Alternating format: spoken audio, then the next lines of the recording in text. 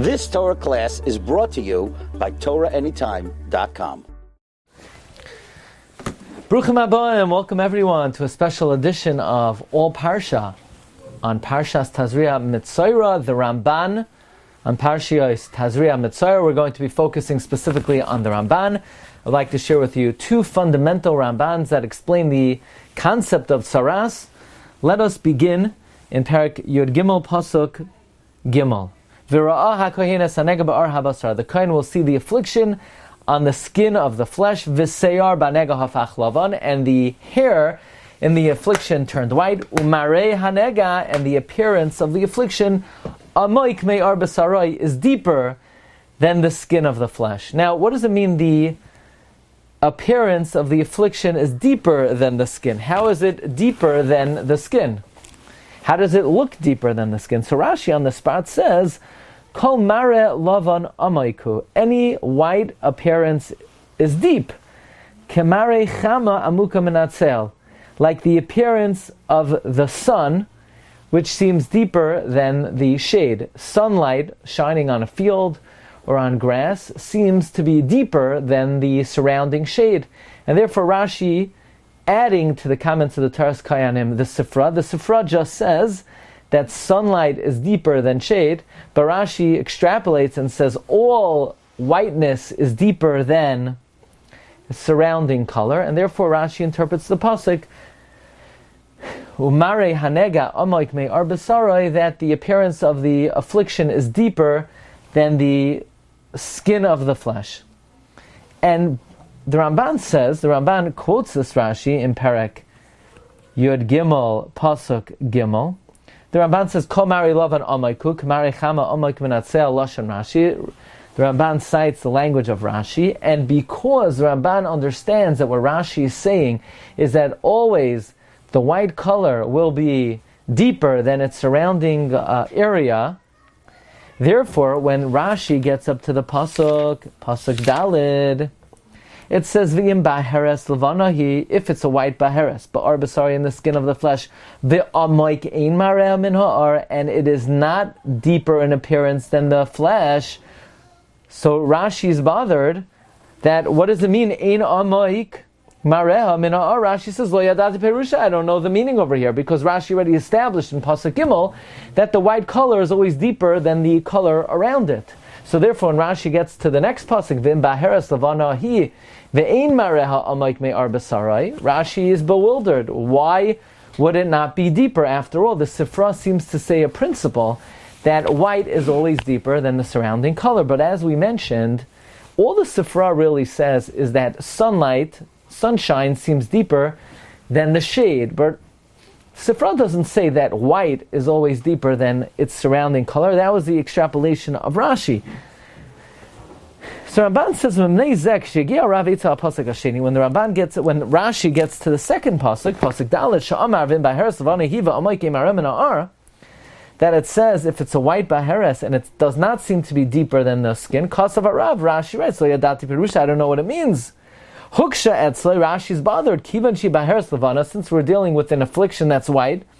It's impossible that it's not deeper than the skin. Kamare chama amuka menatzel, as sunshine is deeper than the shade.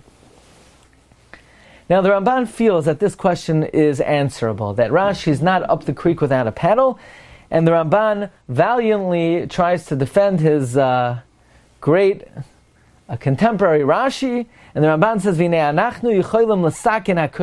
we could fix this question. That the psukim are only saying that white is deeper than the flesh, with the addition of another factor, namely, white is deeper than other colors when the area is completely white, and it's only completely white if the black hair is turned white. So in Pasuk Gimel, where it says V'seyar banega hafach lavan, so the entire area is white. Shekain, Ella k'sheyeh hafech by seyar lavan, only when the hair turns white. But in Pasuk Dalid, by the Baheres, where it says the black hairs did not turn white, Yoimar, it says, that it's not deeper than the flesh. Why? Because there, even though there's white affliction, their black hair, shekain mare chama, just like the appearance of sun, if there's something black there interspersed in it, it would not seem to be deeper. In other words, granted, there is a rule that white is always deeper than the surrounding color, but that's only if it's entirely white. And just like if there would be black interspersed in it, it would not seem entirely white. So too, if there are black hairs in it, it would not seem to be deeper.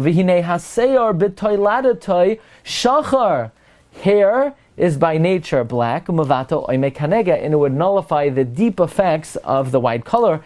But when it turns white or gold, then the whiteness is entirely glaring and bright. And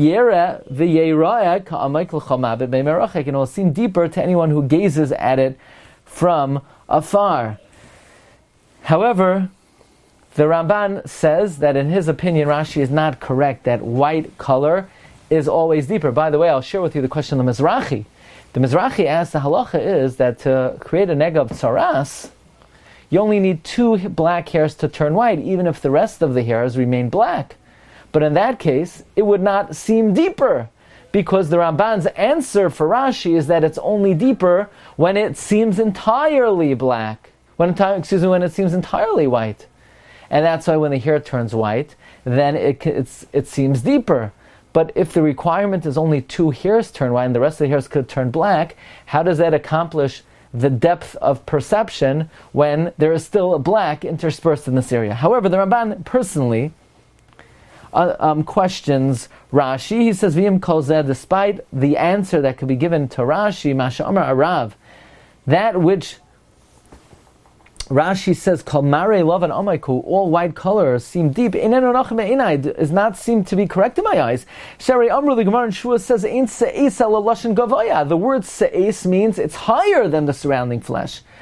But v'se'es levana, but how could that be according to Rashi? Se'es is a white color, k'dachsav se'es levana, as it says in Pasuk Yud, se'es which is white, v'amru se'es kitsemer lavan. The Mishnah, the first Mishnah of Negam says se'es is like the white of wool. Shniya loy, second to it, kakrum beitza, the whiteness of the membrane of an egg. V'hinehi levana harbe, that is very white. V'roi shetei amuka, it should be deep. V'lama yikra'u gevaya, why would it be called se'es, which means a height? V'hakosav gamkin lo yarma b'mar se'es amak minar. Also, in describing the se'es, the Torah does not describe it as deep. Why not? According to Rashi, any white is deeper than the surrounding flesh. And why would se'es mean higher? And if you look in the Sifra, in the Taras Kayanim, it says, why is it called se'es? Ma lashon se'es? Mugbas, elevated. Kemare atzel shigavai mare achama, like shade that seems higher than the sun. Vim komare loy v'noimek, if all white was deeper, hinei hadavar behepach, then the description should be precisely the opposite. And the Ramban defends Rashi by saying that perhaps when the word se'es means high, that's relative to baheres.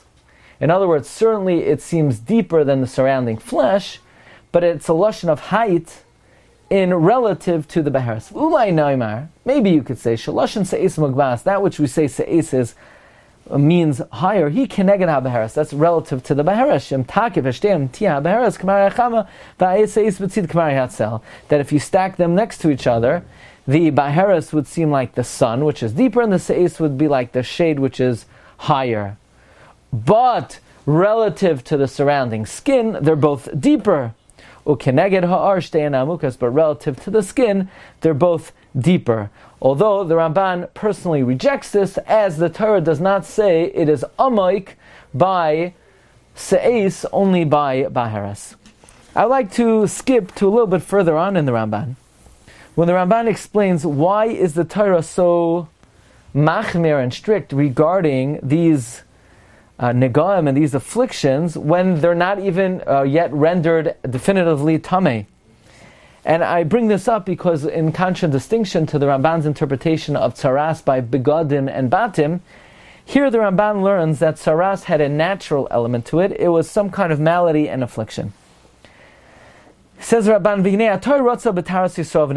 the Torah wants the purity of Israel and the cleanliness of their bodies. And therefore the Torah, when the Torah, so to speak, senses somebody might have this malady, it distances ourselves from them, and it requires quarantine. These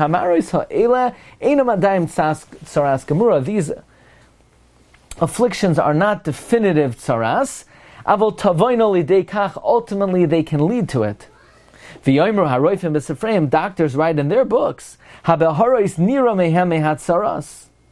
that when there are baharis, light-colored spots, we should be worried about them because of the fact that they may lead to tsaras.